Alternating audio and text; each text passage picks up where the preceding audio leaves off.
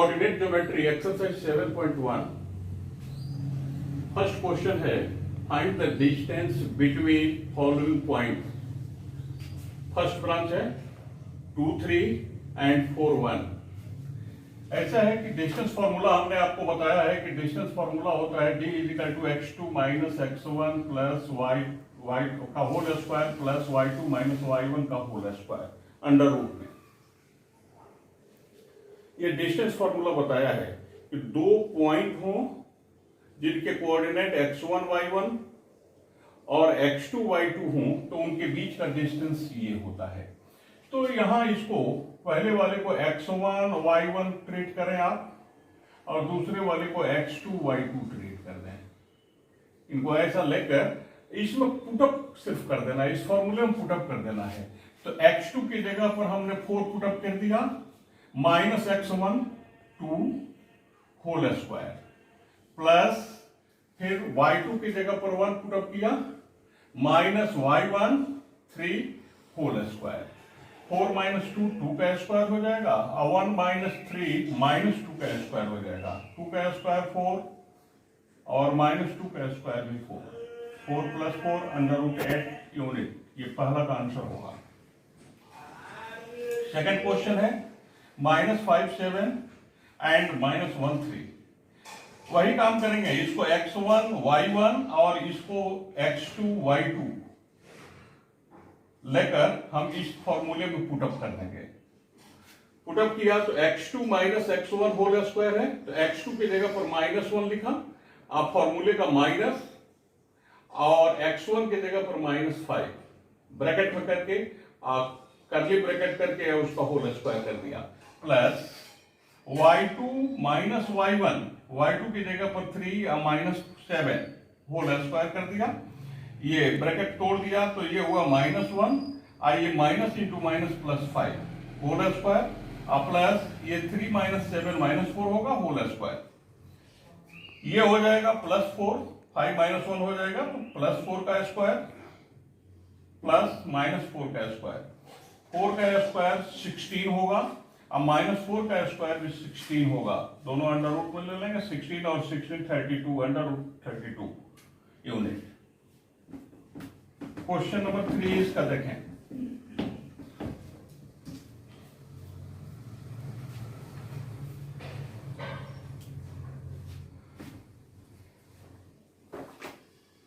Question number 3 है A B and minus A minus B.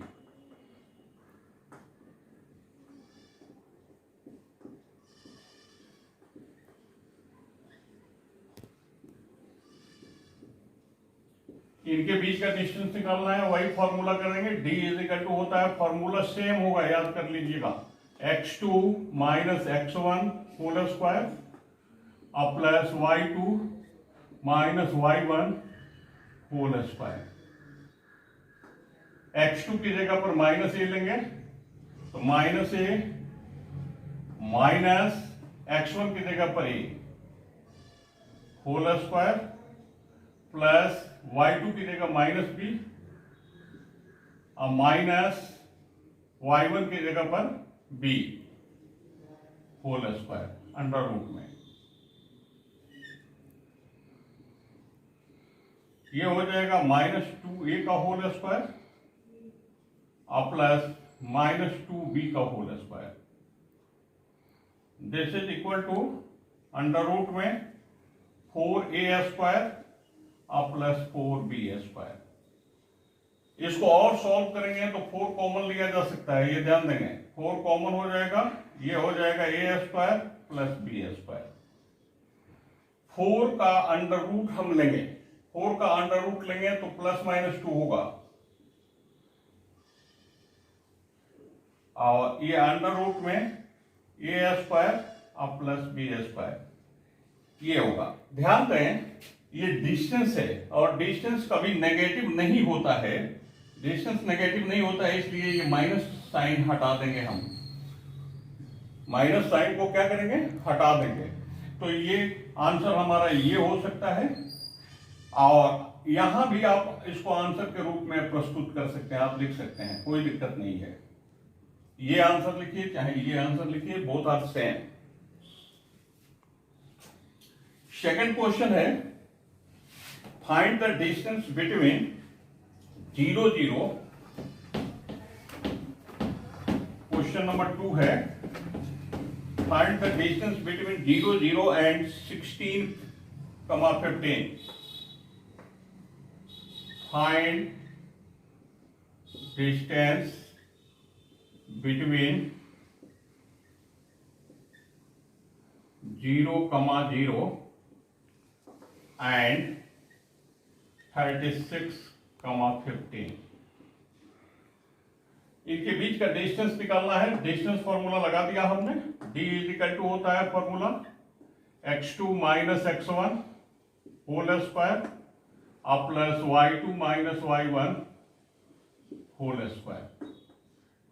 ये हमारा हो जाएगा 36 minus 0 whole square plus 15 minus 0 whole square. ये 36 का स्क्वायर हो जाएगा प्लस 15 का स्क्वायर। 36 का स्क्वायर 36 इंटू 36 कर दीजिए,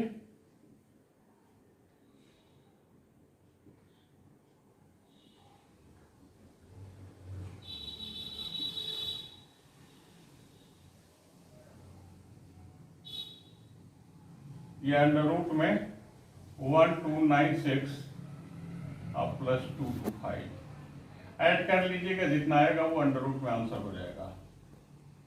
जो आए इनको ऐड कर लीजिएगा। ये यूनिट, इतना यूनिट लिख दीजिए, यूनिट आंसर। इस क्वेश्चन में थोड़ा सा और दे रहा है, can you now find the distance between two towns A and B discussed in section 7.2. Section 7.2 में ये ध्यान देंगे, यही सेम क्वेश्चन है। सेक्शन 7.2 का ये दिया है, ये कोऑर्डिनेट एक्सिस है।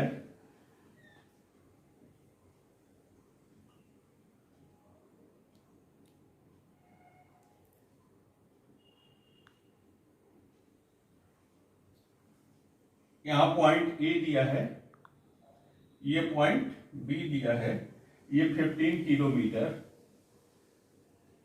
और ये 36 किलोमीटर। आप जानते हो कि ये वर्जिन है तो इसका कोऑर्डिनेट 0 0 होगा और इसका कोऑर्डिनेट पहले x लिया जाता है यानी कि 36 और उसके बाद y, ये वैल्यू y होती है 15। इसका कोऑर्डिनेट होगा 36, 15। इनके बीच का डिस्टेंस निकालना 0 0 और 36, 15। यही सेम क्वेश्चन है। आप क्लियर हो? पहले ये इसका कोऑर्डिनेट लिख लेंगे, बी का कोऑर्डिनेट होगा ये 36 x के जगह पर और y की जगह पर 15 हो जाएगा, तो बी का कोऑर्डिनेट इतना होगा। इनके बीच ए बी का डिस्टेंस निकालना है और वो डिस्टेंस का फॉर्मूला यही लगाएंगे, ये डिस्टेंस बिटवीन 0 0 एंड 36, 15 यही निकालना है, 0 0 और ये सेम क्वेश्चन है।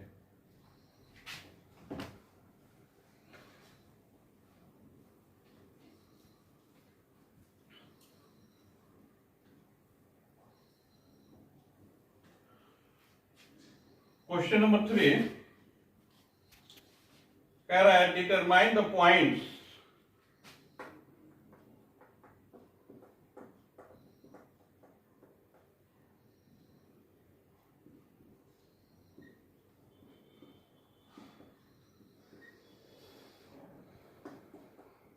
(1, 5,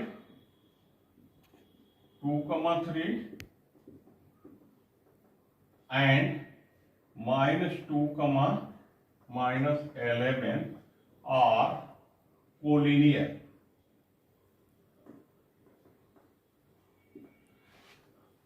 ध्यान देंगे, 3 पॉइंट कोलिनियर कब होते हैं? कोलिनियर उसे कहा जाता है कि जब कोई पॉइंट एक लाइन में हो, एक स्ट्रेट लाइन में पॉइंट अगर पड़े तो उनको हम कोलिनियर कहते हैं। स्ट्रेट लाइन में अगर 3 पॉइंट पड़ते हैं, ये ध्यान दें, अगर ए बी सी अगर 3 पॉइंट ले लेते हैं, अगर ये कोई एक स्ट्रेट लाइन में अगर हैं, तो यहां हम देखते हैं कि ए बी और बी सी दोनों का डिस्टेंस ऐड करने पर ए सी के इक्वल हो जाता है। दो छोटे वाले डिस्टेंसों को, दो पार्ट जो होते हैं इसके, यानी कि A B C, 3 points are collinear if A B plus B C is equal to A C. यानी ये 3 पॉइंट दिए गए हैं, तो इसमें ये नहीं आपको बताया गया है, ये ध्यान रखेंगे, ये नहीं बताया गया है कि कौन पॉइंट कहां है, ए कहां है, बी कहां है, सी कहां है। तो हमें क्या करना है कि इसको ए, इसको बी, इसको सी ले लेना है। ध्यान देंगे तो ए इज इक्वल टू हमारा हो गया सॉल्यूशन इसका, ए 1 5 हो गया, बी हो गया हमारा 2 3 एंड सी -2 -11। क्लियर? हमें 3 डिस्टेंस इसमें निकालने होंगे। एक हमें डिस्टेंस ए बी का निकालना पड़ेगा, फिर बी सी का निकालना पड़ेगा और फिर ए सी का निकालना पड़ेगा। क्लियर? तो ए बी आप जानते हो फॉर्मूला है x2 -x1, यानी कि b के कोऑर्डिनेट में से इसके कोऑर्डिनेट को हमें माइनस करना पड़ेगा। तो ये होगा 2 - 1 whole square plus y2 - y1 3 - 5 whole square. ये हो जाएगा अंडर रूट में 2 - 1 का स्क्वायर और प्लस ये -2 का square, that is equal 1 + 4, that is under root 5 unit. A B निकल गया, अब बी सी निकालेंगे, इसको और इसको लेकर बी सी निकालेंगे तो सी में से बी को माइनस करेंगे, सी -2 माइनस ये बी के लिए 2 whole square plus -11 -3 -11 - 3 whole square. ये हो जाएगा -2 और -2 मिलकर -4 होल स्क्वायर और प्लस ये -14, इसको सॉल्व करेंगे तो ये 4 4 जा 16 और प्लस 196, दोनों को ऐड कर दें तो ये हो जाएगा 6 and 6 12, 19 120 या 121 यूनिट। ए बी निकल गया, बी सी निकल गया, अब ए सी फाइंड आउट करेंगे। ए सी का मतलब सी में से ए को माइनस करना है, सी में से ए को माइनस करना है। तो ये होगा अंडर रूट में -2 - 1 होल स्क्वायर। क्लियर? और दूसरा -11 - 5,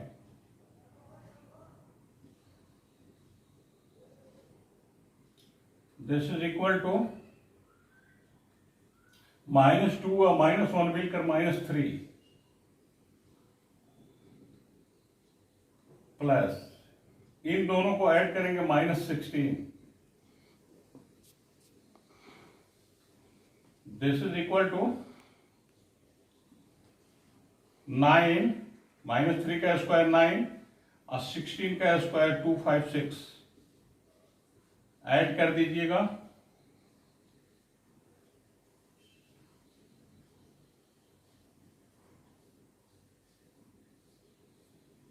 $265 यूनिट। यहां हम ये देखते हैं ये छोटा है, ये छोटा है, ये सबसे बड़ा है। इन दोनों का सम इसके बराबर, here we see that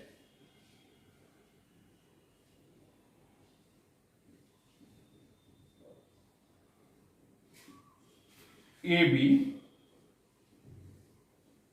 plus B C is not equal to AC के बराबर नहीं है। ये √5 √212 इन दोनों को ऐड करेंगे तो √265 के इक्वल नहीं आएगा। अगर ये इक्वल हो जाता तो कोलिनियर होता, इक्वल नहीं हो रहा है तो these points are not collinear, not equal to AC, so these point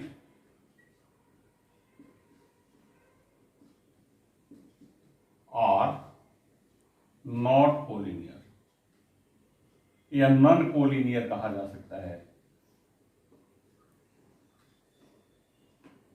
non collinear भी कर सकते हो, नॉट कोलिनियर भी कर सकते हो।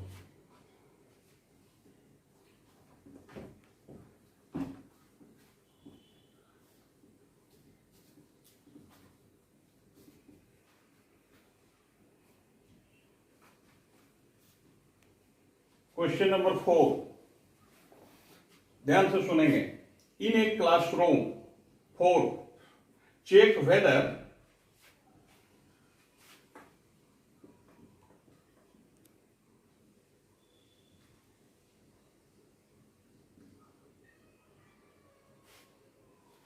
check whether 5, -2, 6, 4 and 7, -2 are the vertices of an isosceles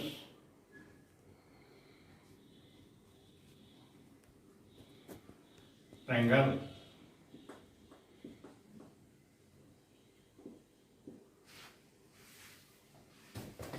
कह रहा है कि ये 3 points are given, these 3 point are the vertices of isosceles triangle. तो एक रफली एक ट्रायंगल बना दीजिए, आप एक ट्रायंगल बना दीजिए, नाम लिख दीजिए ए बी सी। ए का कोऑर्डिनेट ये मान लीजिए 5 -2, बी का कोऑर्डिनेट आप मान लीजिए सेकंड वाला ये 6 4, सी का कोऑर्डिनेट मान लीजिए 7 -2। अब ये हमें प्रूफ करना है कि ये आइसोसेल्स ट्रायंगल के वर्टिसेस हैं। चेक करना है कि क्या ये आइसोसेल्स ट्रायंगल के वर्टिसेस हैं। आप जानते हो कि ये ट्रायंगल आइसोसेल्स कब होगा, जब इसके कोई 2 साइड इक्वल होंगे। If any 2 sides are equal then the triangle is isosceles, otherwise no. तो हमें इसमें 3 डिस्टेंस निकालना है। A B is equal to निकालना है, फॉर्मूला आप जानते हैं, हम सॉल्व कर देते हैं। A B is equal to आप जानते हैं ए बी निकाल रहे हो, ए बी निकाल रहे हो तो बी माइनस ए, तो ये होगा 6 - 5 होल स्क्वायर। आप 4 -2 करली ब्रैकेट कर लीजिए, 4 -2 होल स्क्वायर। दिस बिकेम ये 1 का स्क्वायर प्लस ये हो जाएगा 4 + 2, माइनस इंटू माइनस प्लस हो जाएगा, तो 4 + 2 6,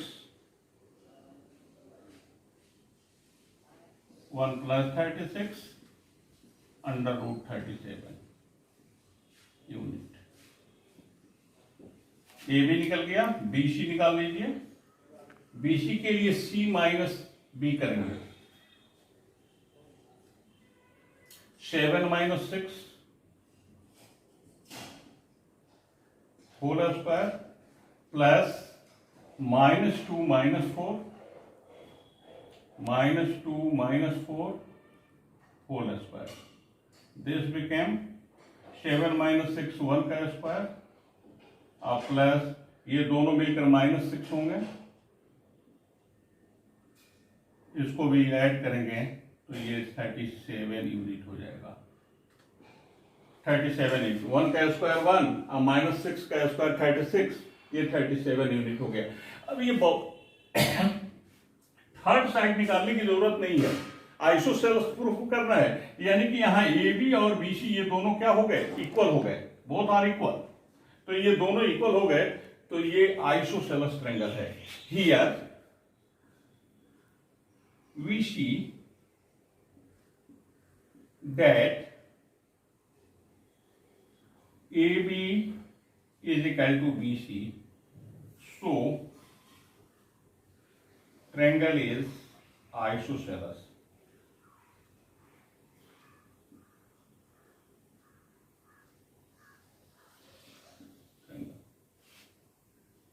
Okay. Question number 5.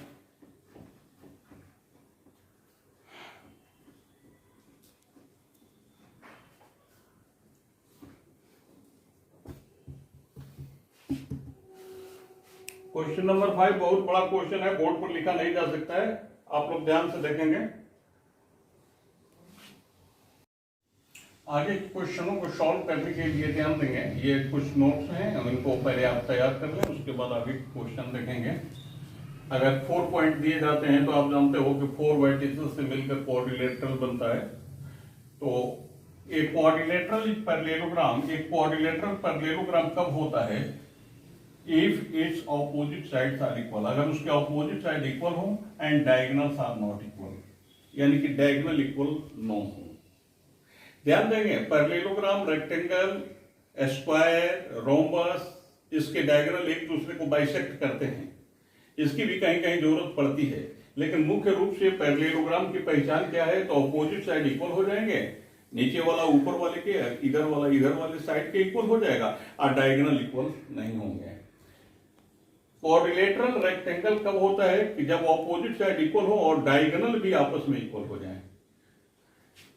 Quadrilateral square होता है जब ऑल 4 साइड्स आर इक्वल, सभी साइड उसके इक्वल हो जाए और डायगोनल्स भी इक्वल हो जाए।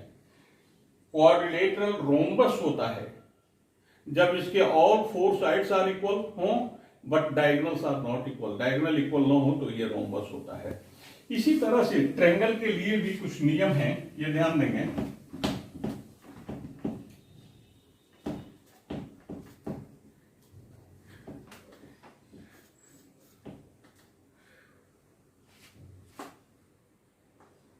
ट्रायंगल के लिए नियम है,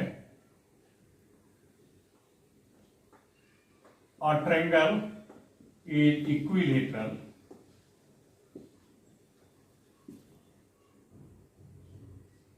if its all side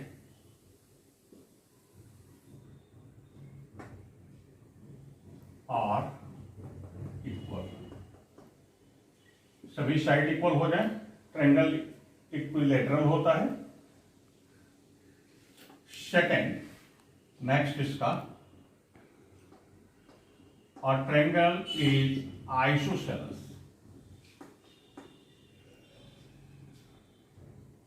if its only 2 sides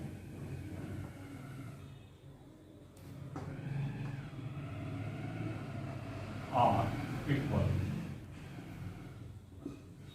third, इसका नेक्स्ट देखेंगे, ए triangle is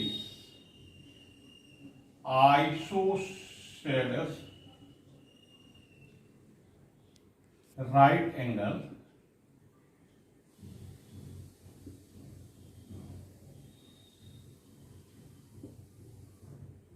triangle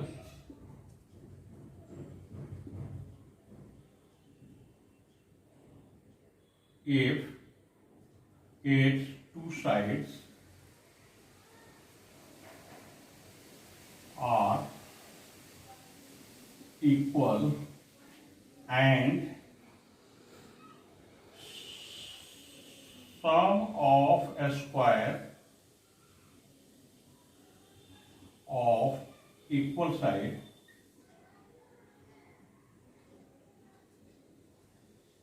is equal to the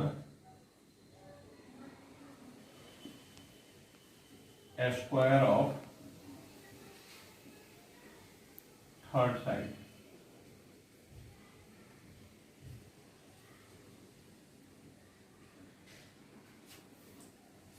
triangle equilateral होता है जब ऑल साइड इक्वल हो जाए उसके। ट्रायंगल आइसोसेल्स होता है सिर्फ दो side, only two side equal हो।